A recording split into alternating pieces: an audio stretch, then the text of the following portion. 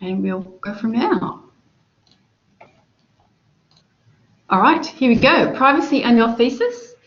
So today we're going to be talking about issues relating to what to keep in your thesis and what to not put in your thesis when you make it open access, and just privacy generally and the sorts of legal issues around privacy and how we need to comply with both state, federal legislation. So I'll hand over to Crystal, who's going to talk to us about those things.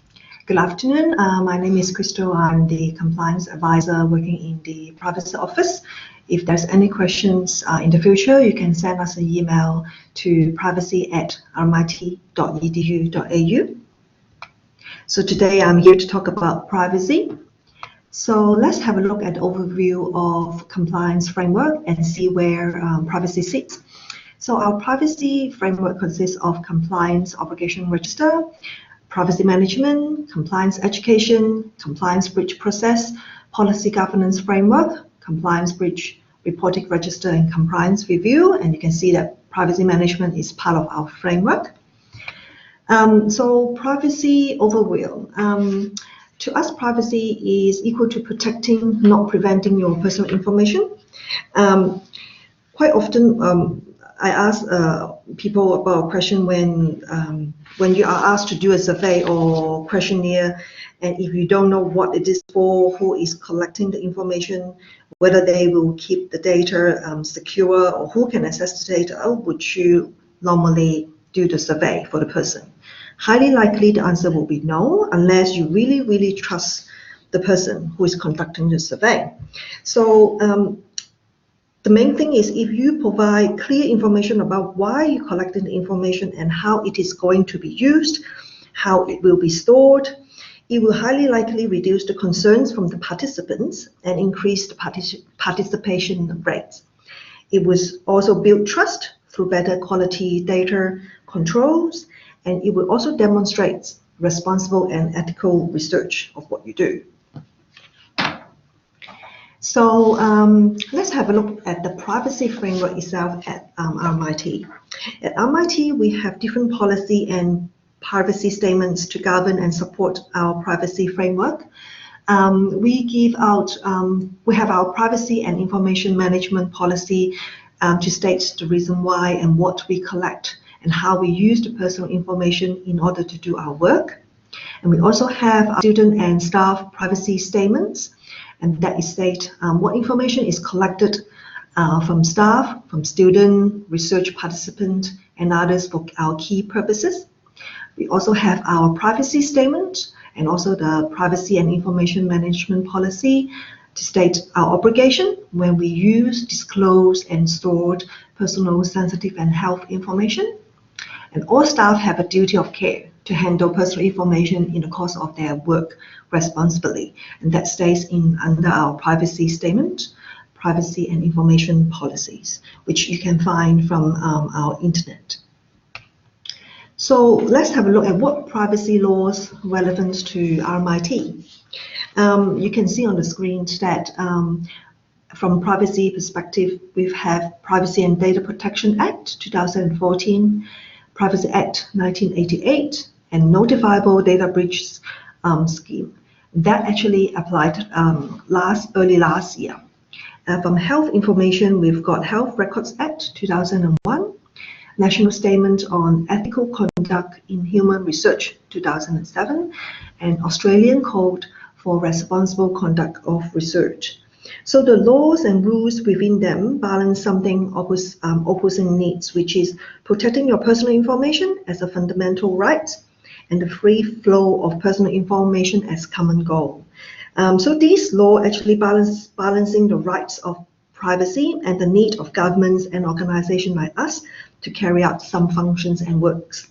The laws also allow us to share personal information to authority to prevent any crime, ensuring safety of individual, ensuring that courts get information to make sufficient decisions, and research in the public interest. Now let's have a look at the type of information protected under the Privacy Act. So there are three types of personal information. The first is personal. Personal information is about information can identify a person or their identity can reasonably be ascertained. It could be name, signatures, email, home address, phone number, photos, etc. And sensitive information, which can be used to discriminate against a person. For example, it could be ethnic region or race region, political opinions, or membership of a professional. Say, for example, your membership with the union, that's considered sensitive information, and criminal record is also considered sensitive information. The third type is health information. Health information is about mental and physical health or disability of an individual. For example, it could be health services provided or to be provided to an individual, or organ donor details, or express of wishes about the future provision of health information. For all the types of information, it covers recorded information or opinion, whether true or not, and often is collectively referred to as a personal information or personally identifiable information, and quite often we refer it to be PII. The Health Records Act 2001 actually establishes certain standards for collection, handling, and disposal of health information, including a person's physical, mental, and psychological health disabilities. So the Health Act and Privacy Act are pretty much similar to each other. Let's have a look at the key principles on managing privacy. Under the Privacy and Data Protection Act, information includes 10 principles, and we call it information privacy principles. The Health Records Act and the Federal Privacy Act have very similar principles, and these 10 principles cover different aspects on information management that affect how we do and how we handle privacy. And these principles are what we do, what we measured against when we receive a privacy breach or complaint.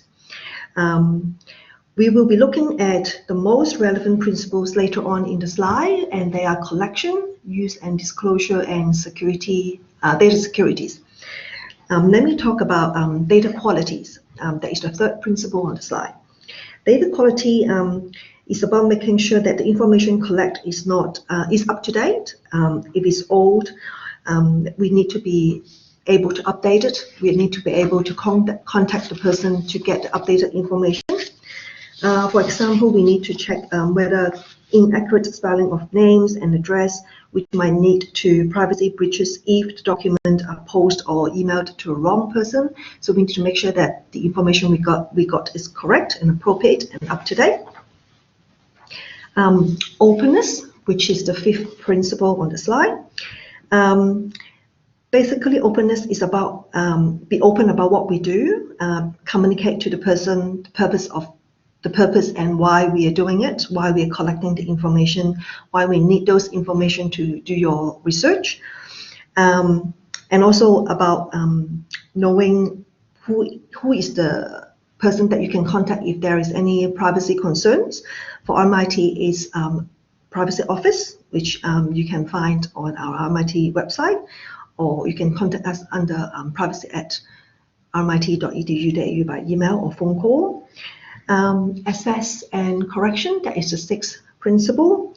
The way to do to comply with this or to follow the principle is making sure that we have ways to assess the information and be able to correct it. Quite often we ask the people to provide contact details on the consent form if we are sending out to the participant, making sure that there's a way for the participant to contact you in the future to correct the information that he or she provides. Otherwise, there are ways to get the information. It could be from Freedom of Information Officer, and we are bound by the Freedom of Information Act 1982. For further information, you can look it up at FOI online. The next principle I want to talk about is unique identifiers. It is a key to get more information.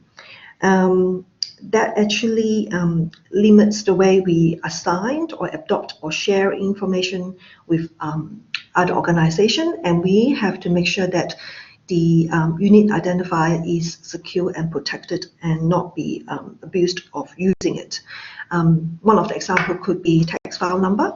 However, I don't think it applies to you all, but this is one of the principles that RMIT need to follow. Anonymity, and that is about de-identified information. Quite often we always ask the participant or people who use the personal information whether the information can be de-identified. And one thing we need to remember is once the information is de-identified, it cannot be re-identified. The ninth principle is transborder data flows. Basically, we need to make sure that privacy protection must travel with the data if it travels overseas or outside Victoria. So if the information is going to be transferred or shared with another organization which is located overseas, say for example, US or Spain, you might need to have a contractual arrangement with them. This is one way to make sure that we protect the information that is going to transfer aboard. The last principle is sensitive information. Basically, that is a principle to make sure that we need to have adequate control, security control, and protection on the sensitive information, which we have talked earlier in the previous slide. So IPP1 collection principle, this is one of the most relevant principles to research. So what information, we always asked the participant or the project manager to make sure they only collect what is needed. So for research, we always ask the participant or we always ask the researcher to make sure they only collect what is needed. And if possible, collect from the person directly, unless you have consent from another person to collect the information on behalf of someone. And make sure that it's not intrusive, do it fairly directly. What is intrusive differ to different people. It could be intrusive to a dentist if you ask some medical information from the dentist, and if you compare to a hairdresser, the hairdresser might be more than welcome to share what she knows. So intrusive interpreted differently. So you need to look at who are the participants, what are their background, etc. And always tell the person it is being collected and why. Always state the reason why. So we always suggest to provide some sort of collection statement when you engage participants to get more information from them. Collection statement basically tell the person what information is collected, who is collecting the information, how the person can get access to the information in the future if it needs to be changed or if the person changed their mind, who else may be using the information that is going to connect. We have collection statements in our enrollment process. For student, we always give out the student student privacy statement, and which can be found online too. The next principle I want to talk about is use and disclosure. Always remember, only use personal information for the primary purpose it was collected, or a secondary purpose the person would reasonably expect. So primary purpose is the main purpose when we collect the information from the person. Secondary purpose is a related purpose reasonably expected of the primary purpose. And if you wanted to get further information, always to get consent.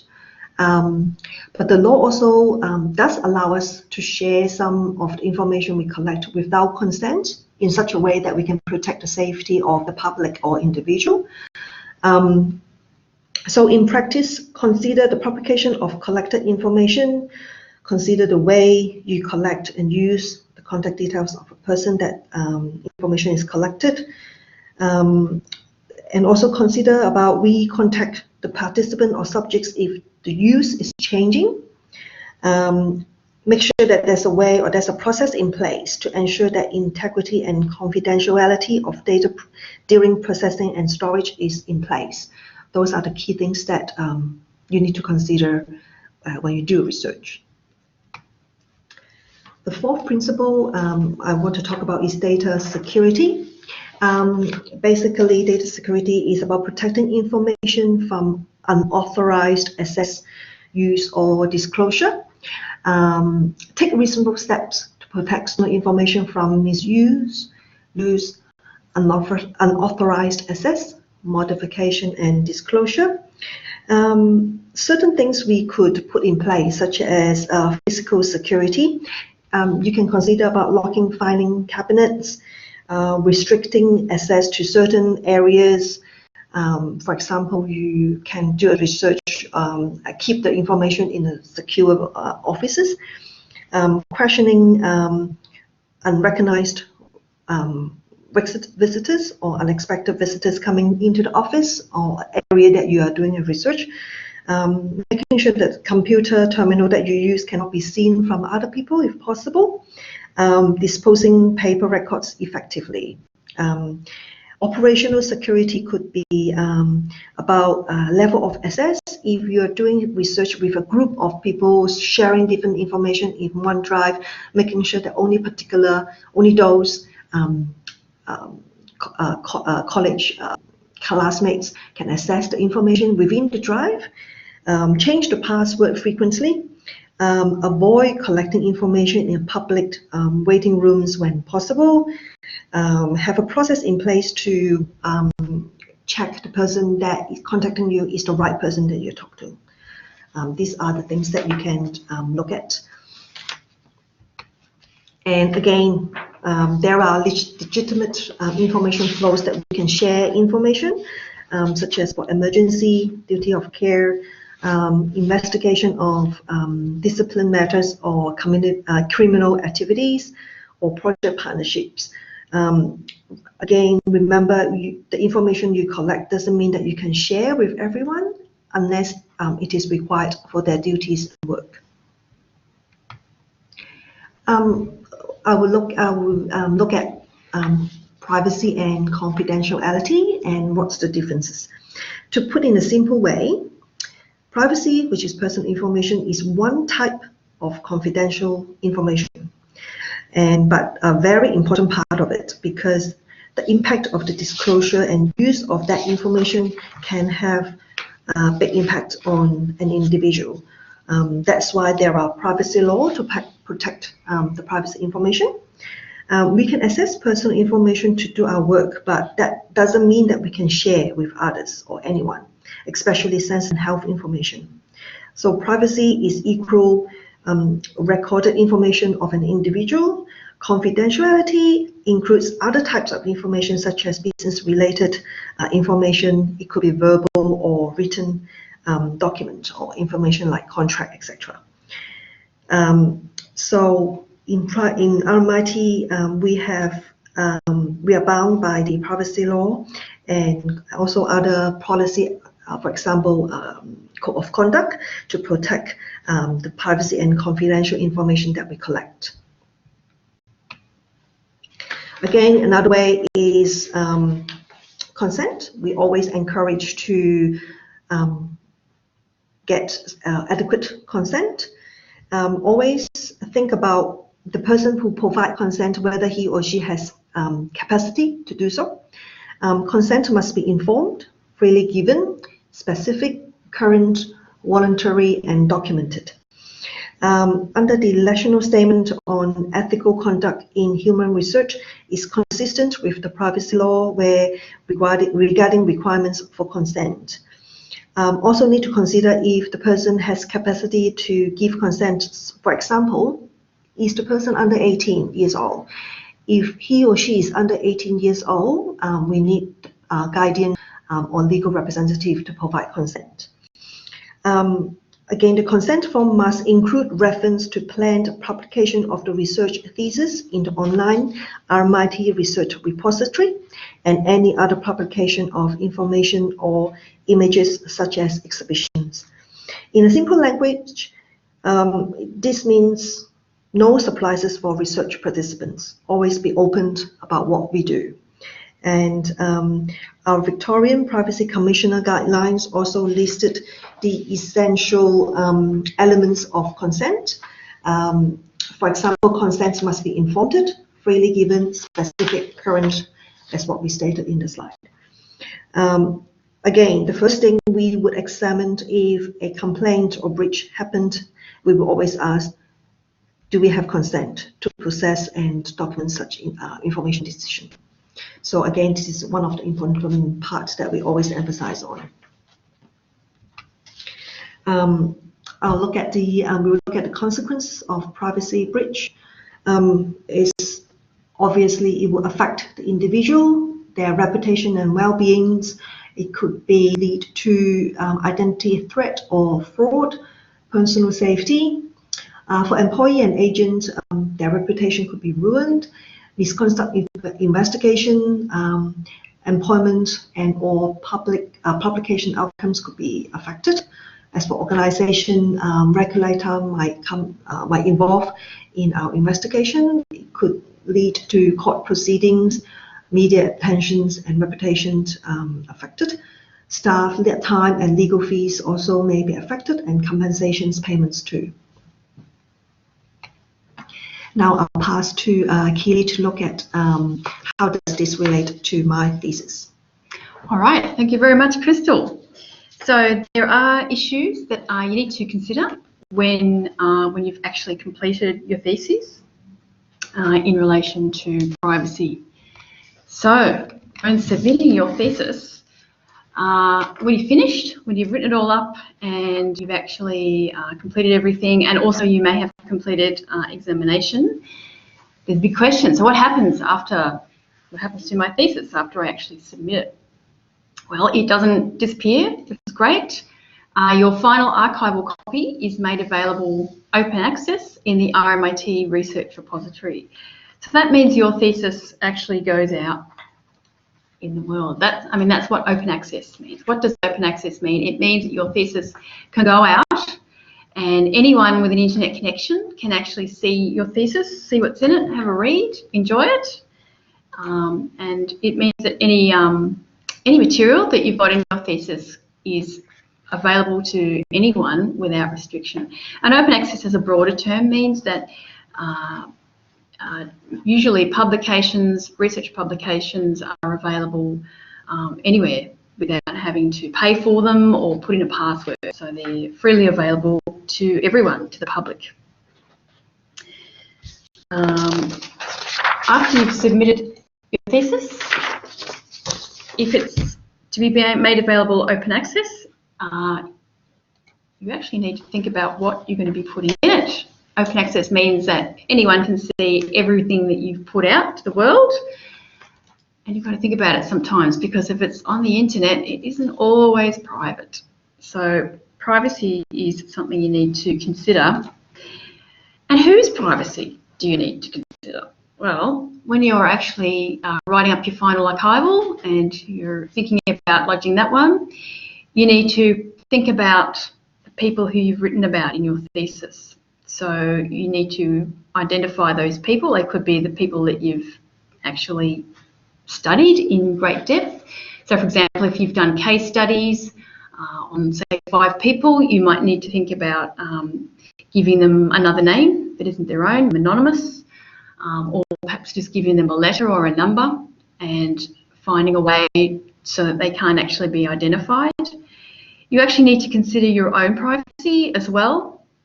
It's probably not a good idea to put out your own home address, home phone number, mobile number, personal email address, etc. on your thesis, because the world will see it, and it can be sometimes a risky activity to make your own personal details publicly available. So it's a good thing to keep your own information out.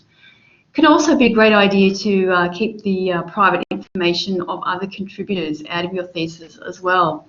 So, for example, you might have included documentation which maybe your supervisor has actually signed or given information on, or you've worked with another organisation and you've dealt with people there. It's a good idea to keep perhaps their contact details out of your thesis. So that way everyone got some protection for their privacy. You've indicated that they're there, those people that you've worked with on your thesis, but you haven't actually closely identified them either. All right, so before you launch your thesis, it's probably a good idea to go through some questions about what you need to put in it and what you don't need to put in it. So what personal information is really necessary to put in your thesis? Have you actually sought and received any consents? So, for example, if you've taken photographs of people, it's a good idea to get their consent and let them know that those particular photographs are going to be in your thesis, which is going to be made available to the world on a perpetual basis, and make sure that you document that consent. Have you de-identified any subjects that you've worked with? So, for example, your 5 people in the case study, have you made sure not to name them and to have given them some kind of alternate identity? Also, sometimes it happens that intended use might change after a while. So you might talk to a whole lot of people, and then originally you might think, well, I won't put anything about them in my thesis, and then later on you realise that they're incredibly relevant and you need to include information about them. So sometimes you might need to go back to those people and say, look, I took these photographs of you, I didn't get consent at the time, but now I realise that they're going to illustrate the point of my thesis really well. Can I include these photographs of you in my thesis? Sometimes it can be a little bit difficult to actually get consent later on, so it's often a good idea to try and get that consent at an earlier stage. And that's actually not that difficult to do. Once you've got people's consent and you've got that kept, then that's fine. That's pretty easy. All right, so here's probably a list of things to avoid, including in your final archival copy. Remove home addresses and signatures, student numbers, even the one in your email address. I know that sounds really silly, but your email address for RMIT has your student number in it. So if you can avoid revealing your student number, that would be a really good idea. Things like home phone numbers, personal mobile numbers, and personal or student email addresses. What can happen if someone releases a number of those pieces of information in their thesis, or anywhere really, is that anyone else whose intentions aren't exactly honourable can actually build a picture of who you are. They can find out where you studied, what you studied, where you live, they know your student number, and they might use that information for all the wrong reasons. So it's a good idea not to allow anyone to build a picture of you. I think that's probably the best advice I can possibly give in that regard. All right, photographs in theses. These can be a little bit tricky, but at the end of the day, they're not really that hard as long as you go through this list of assessment items. So do your photographs identify individuals, and really, do they need to? It depends on what you're taking a photograph of as to whether you really need to identify someone or take a photograph that will identify someone. Can you alter the photograph to de-identify subjects? Sometimes when I'm on Twitter, I see photographs of people that, you know, they just happen to be there because they're in the photograph, and whoever's put the picture up, they can blur out the faces so you can't actually work out who they are. Are your photographs of a sensitive nature? I don't know, we've got nudity or disfigurement in this example. Do they need to be there, or you might need to get consent, or it could be, I don't know, maybe some kind of a warning is necessary as well. Are your subjects underage or mentally impaired? In other words, do they have the capacity to give consent? They may need to have someone who's over 18 give consent on their behalf. Are there any cultural considerations? I don't know, there could be places that it's not appropriate to sort of make available in a public sense. And location or context, can that be a bit sensitive as well? So people may not like to be kind of identified in certain locations, or if your thesis mentions, you know, this is the 3rd of December at 3:30 p.m. and there's someone's face there who's identifiable who actually shouldn't have been there at the time, that might be something that you might want to consider as well, location or context. And once again, is it practical to recontact participants once you've already taken your photographs? Sometimes that can be a little bit tricky. So recontacting people is not always as easy as it actually seems. All right, so they're photographs. What I'm going to do now is I'm going to end this slideshow and I'm going to show you a couple of documents. Which? Where are we? All right, I've put up, and here's one. Now, all right, good. Okay, so what this is, I'll just scroll down a little way because this is a very big screen. Sometimes people put or like to put their ethics letters into their theses. Now, it depends on your topic. For some people, you know, ethics is kind of irrelevant. For others, it is incredibly relevant, and they need to get clearance from their local ethics committee. Now, this is not a problem, but this is what your classic ethics committee letter looks like. So, you know, this is just a faked up one that I've done for today, but you can see it includes all the details of our thesis author and about her research topic and research application, and it's got quite a bit of information in here. So sometimes people like to put this in to their final archival.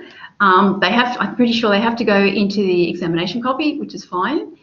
You don't need to put this, if you really don't want to, into your final archival copy. It's not really that important, but if you really want to, you can. But there are things to consider as far as privacy.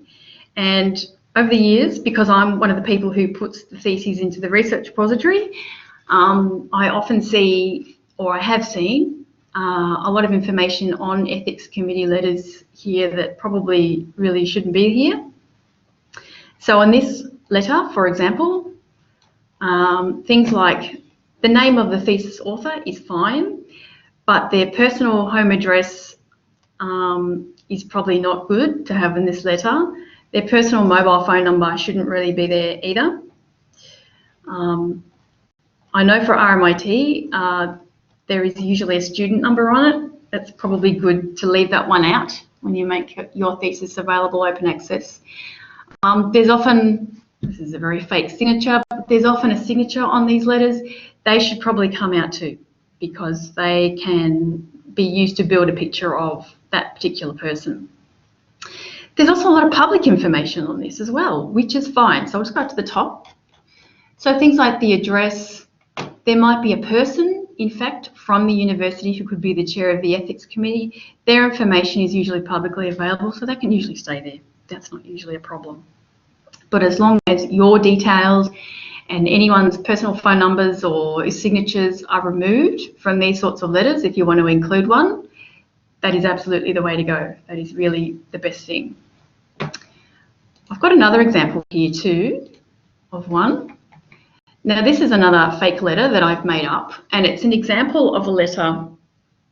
It's actually, it's kind of inspired by one that I saw in a thesis about 5 years ago. And in this instance, what we've got is a permission form. So our fake student here has filled out a permission form for this water supply company because what she wants to do is film some interviews with parents on their grounds. So some big institutions have actual permission forms that you need to fill out if you're going to do some kind of research activity, or some activity anyway, on their grounds, and this is an example of one.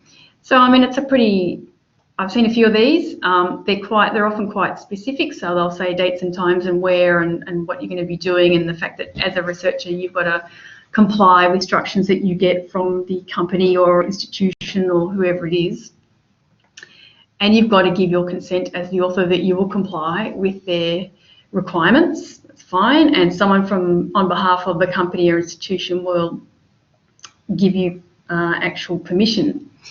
So there are things, once again, on these sorts of forms, if you need to include one, that need to be removed. So once again, we've got signatures. They should probably be removed, so both of our author and also of our person from the company. I would say things like, if you wanted to include this in your final archival thesis, probably things like any home addresses and home phone numbers and any personal email addresses or your student email. Make sure that's not included in there either. And you might even want to remove things like filming date and times, because that's an example of context and location and time. If you sort of film and someone walks by in the background who shouldn't really be there, then you know that's fine. You don't have the times and the dates and all the rest of it, so you can't kind of breach any privacy in that regard. I have to admit, I haven't seen too many of these, but the last one I saw was full of information that it shouldn't be, so we had to get back to the author and have it removed. But that's another example of a form that you might want to include in your thesis that really needs to have a bit of a think about it as well. Okay. All right, so if at any stage you ever need any advice about privacy, if you're confused about what to include in your thesis and what to not include in your thesis, the Privacy Office can help you there. Your supervisor should really be able to help you as well. And the Human Research Ethics Committee should be able to give you a hand there as well. It's probably a good, it's always a good idea when you're lodging a thesis to actually lodge 2 copies, and that is lodge a full one with everything in it, and that one will be for examination. And then the other copy lodge for open access availability. And I think there is a file naming convention that you can use when you actually lodge. At the moment we use a system called SAMS, and you can upload files into that for examination and for final archival lodgement. So if you lodge 2 copies, you can keep out all the private information. So one will be for examination, and then the open access copy will have things like, you know, personal details removed. But your audience, your readers, will still be able to see what's in your thesis, and their understanding of the content shouldn't really be compromised because you've made efforts to protect your own and other people's privacy. So that's largely all we had to show you today. What we wanted to do is give anyone time to ask questions if they wanted to. So this is now your time. We hand over to you. So if you've got any questions, oh yes, look, we've got some, which is great. We can give you the slides if you want them. No worries. So yes, don't worry about taking notes. Is there any other questions that you might have? I might not show you that. That's probably going to give you a headache.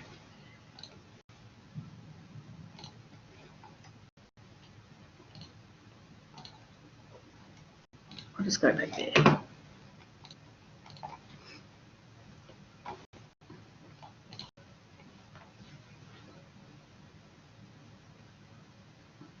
Okay, so yes, today's recording will actually be made available, which is good. So you can go through this again and have a close look and revise what we're saying. But ultimately, I guess it's about thinking about what information to leave out, information about yourself, information about anyone else that might be involved in your thesis. It can depend on your topic.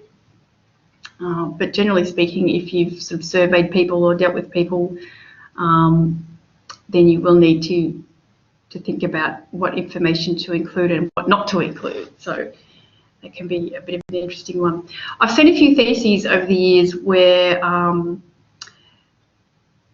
there's been authors inside the arena.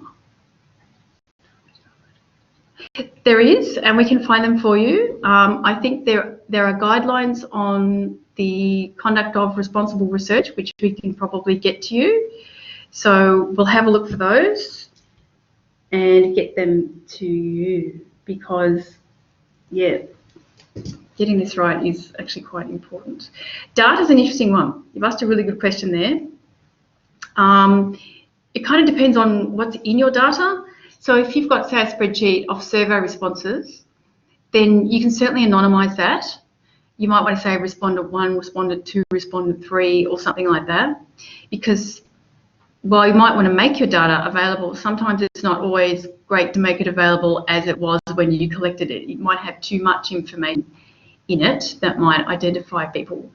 But it is possible to anonymise your data as much as possible, just by not naming people, preferably. Or, yeah, for example, I saw a thesis recently whereby the author had interviewed teachers at some schools overseas, and what they actually did was they had a whole lot of interview questions, and they made sure to anonymise the respondents. They took a few photographs as well, but they made sure that the photographs, while illustrative, also weren't going to identify the respondents, which was good. And also not really identify anyone else, which was great. So they sort of did things like they blurred out faces, or people kind of looking away, or they were in the distance, or something like that. So that was good.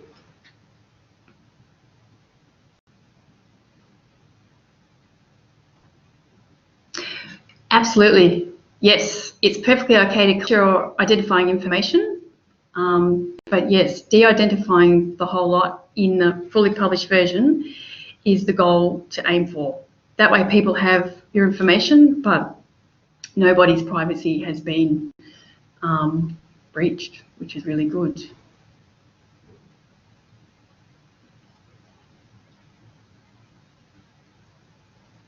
Oh, and I've just got one more tip as well. I just thought of a thesis consent forms. Oh, we can send you stuff. We can send you things about standard templates, because I think we've got some. So we can actually send you information so you know what to do. We did actually have a thesis that had some really nice consent forms, and that was a really interesting one because it included photographs of people, and they asked for consent, but the only thing they didn't ask for consent for was the research repository and open access availability, which was quite interesting. We got that one sorted out. But yeah, we can send you just some standard templates. That's pretty easy stuff to do.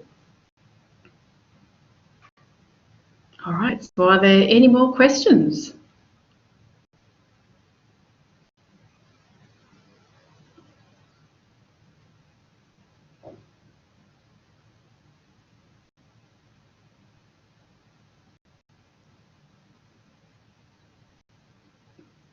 Yeah, that'd be good. Yep, and we can get some answers out to you. That would be great. All right, thank you very much. Thank you. Thank you for attending, and we'll probably see you online somewhere. Okay. Thank you. Thanks.